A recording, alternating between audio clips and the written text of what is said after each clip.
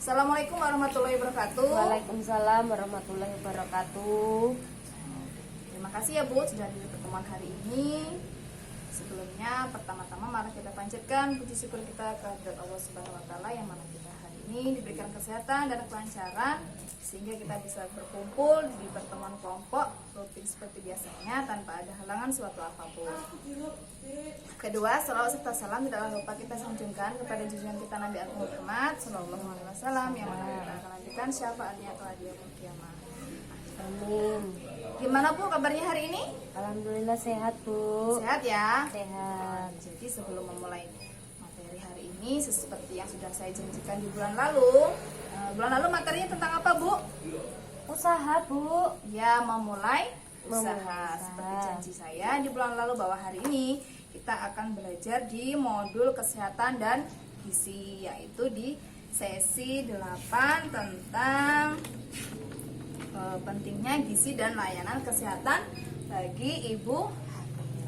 Namun sebelum materi ini kita mulai, alangkah baiknya kalau kita berdoa dulu menurut agama dan kepercayaan kita masing-masing. Berdoa mulai. Cukup. Terima kasih. Bu, untuk penyemangat kita hari ini ya. Jadi supaya kita hari ini pertemuannya semangat, kita tepuk semangat dulu, Bu.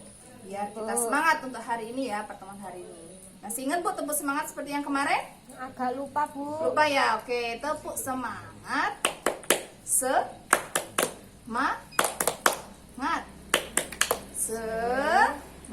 Oke, kita coba ya Bu ya. Tepuk semangat. Semangat.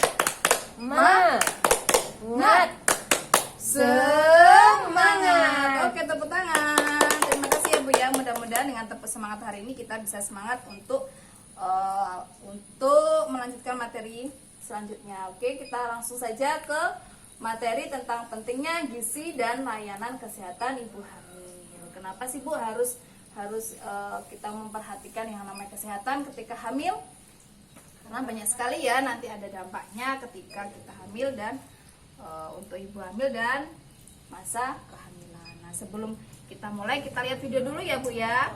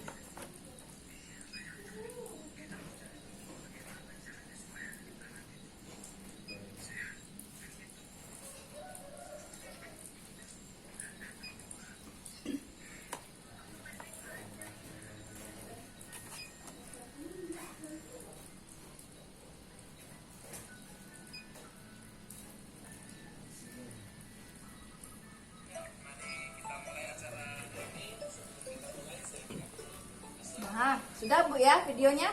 Tentang apa tadi Bu videonya? Ingat nggak? Suaranya tadi agak nggak kedengeran. Nggak kedengeran ya? Oke, tulisannya Bu ada yang diingat nggak tentang apa tadi? Kira-kira sedikit saja. Pokoknya tentang anak yang tumbuh pendek apa gimana tadi Bu, Ya, jadi tadi tentang kehamilan ya, tentang kehamilan. Jadi memperhatikan asupan makanan bagi ibu hamil dalam melakukan pemeriksaan ya. Tadi kita periksa ibunya di video tadi mau periksa kesehatan agar itu menjadi upaya menjaga kesehatan ibu dan anak sehingga nantinya ibu dan anaknya akan lahir sehat, tinggi dan cerdas. Nah, di pentingnya gizi dan layanan kesehatan ada beberapa langkah. Nah, hari ini kita belajar tentang langkah pentingnya 1000 hari kehidupan pertama atau 1000 hari pertama kehidupan. Nah, di sini Bu dari dampaknya ada dampak dari kekurangan gizi. Nah, kita lihat di flip chart ini ya Bu ya, ada namanya dampak kekurangan gizi. Nah, keluarga ibu hamil yang tidak sehat melahirkan bayi dengan berat badan lahir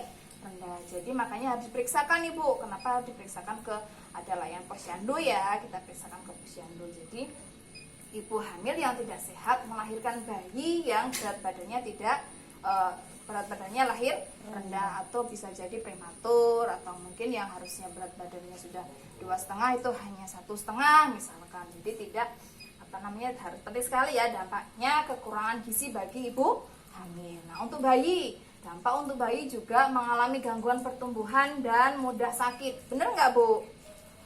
Iya Bu. Ya, karena selama kehamilan ibunya jarang memeriksakan kehamilannya, sehingga bayi nanti ketika lahir akan mudah sakit karena ibunya sendiri sudah melahirkan berat badan bayinya lahirnya rendah, makanya bayi juga akan ikut pertumbuhannya menjadi mudah sakit. Terus ke anak nanti lanjut sudah ke ibu hamilnya, lanjut sudah melahirkan jadi bayinya mudah sakit. Terus anak-anak, nah anak-anak ini juga akan mengalami gangguan pertumbuhan.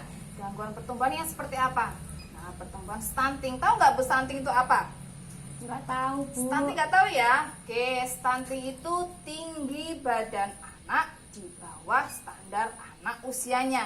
Misal ya Bu, misalnya anak itu usia 7 tahun, akan tetapi tumbuh badannya mungkin hanya sekitar 49 ataupun mungkin hanya 30 cm misal, karena tadi di awal di masa kehamilannya ibunya tidak memeriksakan kehamilan, ibunya kurang sehat atau berat badan lahir bayinya ketika waktu lahir berat badannya rendah. Jadi ini ya dampaknya ada ke bayinya nanti mudah sakit, anaknya nanti stunting. Jadi tingginya tidak sesuai dengan umurnya. Nah, ketika remaja dampaknya juga ada Bu. Ketika remaja kesulitan belajar atau prestasi di sekolahnya rendah. Ya, jadi nanti anak akan kesulitan belajar ketika nanti anaknya remaja. Terus dewasa Bu, dewasa juga nih ada dampaknya.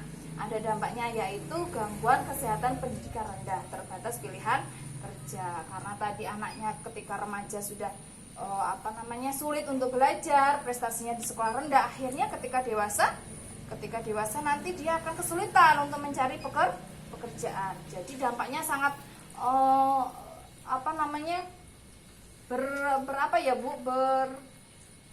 berkesinambungan ya. Jadi dari masa kehamilan dia sudah ada dampaknya, ketika bayinya lahir ada dampaknya, ketika dia anak-anak ada dampaknya, remaja dan dewasa. Jadi semuanya berdampak. Itulah makanya pentingnya 1000 hari kehidupan pertama kehidupan.